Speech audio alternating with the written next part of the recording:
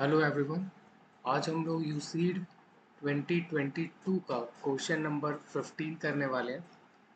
तो सबसे पहले हम क्वेश्चन पढ़ लेते हैं। The image shows a hanging sculpture created by tying fish shaped cutouts of different weights by blue string on brown stick as shown. The stick and strings have negligible weight. The sculpture remains balanced after it is suspended from a ceiling.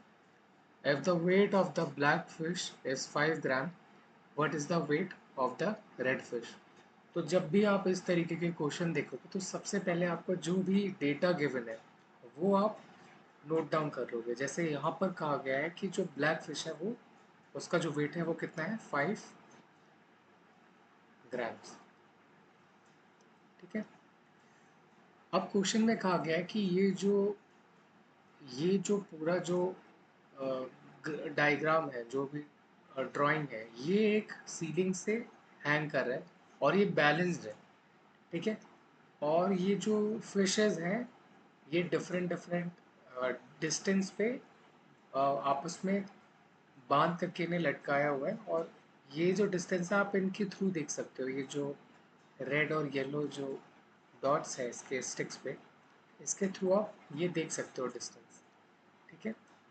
तो अब question में कहा गया है कि अगर black fish का wait अगर 5 ग्राम है तो आपको रेड फिश का जो सबसे टॉप पर है इसका वेट कितना होगा वो बताना है।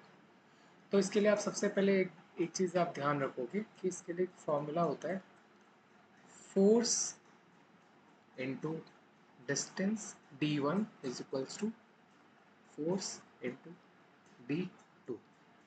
आपने ये ऐसे भी पढ़ा होगा कि weight into distance 1 is equals to weight into distance 2। तो एक ही बात है, दोनों में से आप कोई भी याद रख सकते हो। ठीक है। बट इजी होगा कि आप ऊपर वाला याद रखो, वो ज़्यादा बेटर है। तो ये फॉर्मूला आपके काफ़ी जगह क्वेश्चंस में काम आ सकता है। फोर्स मतलब जो वेट होगा वो, और डिस्टेंस मतलब जो उसका एक तरफ जो डिस्टेंस है वो इक्वल होना चाहिए उसके जो दूसरी तरफ जो फोर्स लगा है, और डिस्टेंस जो है उसकी अगर वो इक्वल होगा तभी वो बैलेंस कर पाएगा। जैसे फॉर एग्जांपल यहाँ पर मैं आपको एक बार समझा देता हूँ इस वाले पोर्शन से।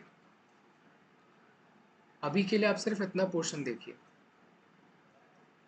यहाँ पर आप देखिए ये जो डिस्टेंस है, ये जो रेड और येलो जो लाइंस है इसके थ्रू दिखाया हुआ है। तो अगर आप इसको आप सेंटर मानेंगे तो आप देखोगे कि यहाँ पर डिस्टेंस कितना है, 1 2 3 4 और 5। तो 5 यहाँ पे जो है आपका डिस्टेंस है, और 5 जो है आपका सेम डिस्टेंस इधर भी है। तो यहाँ पर जो भी इसका वेट होगा, फोर्स होगा, वो इक्वल होना चाहिए इसके, तभी ये जो है बैलेंस करेगा। अगर इसमें से एक भी चीज़ अगर ऊपर नीचे होगा तो वो बैलेंस नहीं करेगा। तो आपको यहाँ से स्टार्ट करना है और धीरे धीरे आपको ऊपर की तरफ जाना है, जो इसका करेक्ट अप्रोच है। एक बार मैं सारा इरेज कर देता हूँ।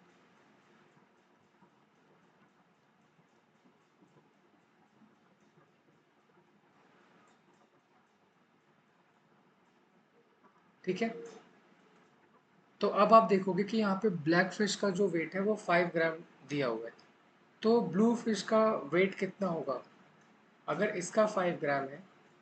ठीक है। हम यहाँ पे फॉर्मूला अपना लिख लेते हैं। वेट है हमारा 5 ग्राम मल्टीप्लाई बाय डिस्टेंस कितना है, 1 2 3 4। 4 यूनिट्स जो है वो डिस्टेंस।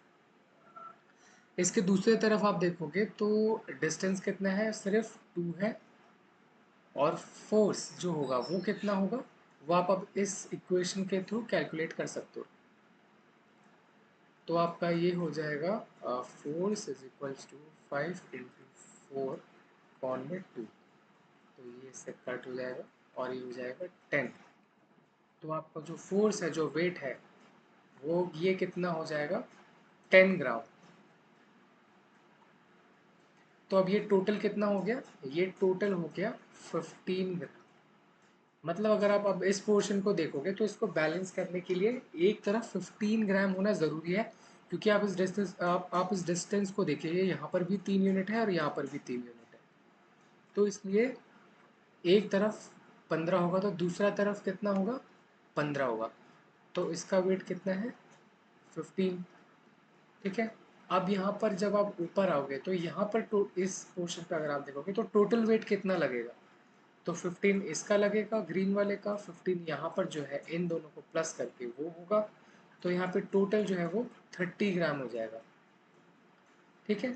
अब ये 30 ग्राम है तो आप देखोगे कि डिस्टेंस यहाँ पे भी 4 यूनिट है और यहाँ पे भी 4 यूनिट है इस ऑरेंज फिश के पास, तो डिस्टेंस इक्वल है तो ऑब्वियसली वेट भी जो है वो इक्वल होगा, फोर्स जो है वो भी इक्वल होगा, तो अगर ये 30 है तो ये भी 30 होगा।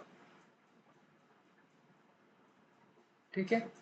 अब अगर आप एक स्टेप और ऊपर आते हो तो ये आप देख सकते हो कि ये बैलेंस्ड है, तो अगर यहाँ पर 60 वेट लगता है, 60 ग्राम वेट, क्योंकि इसका वेट और इन सब टोटल वेट जो हो रहा है कैलकुलेशन करके वो 60 ग्राम का है, तो यहाँ पर भी रेड फिश का वेट कितना होना चाहिए, 60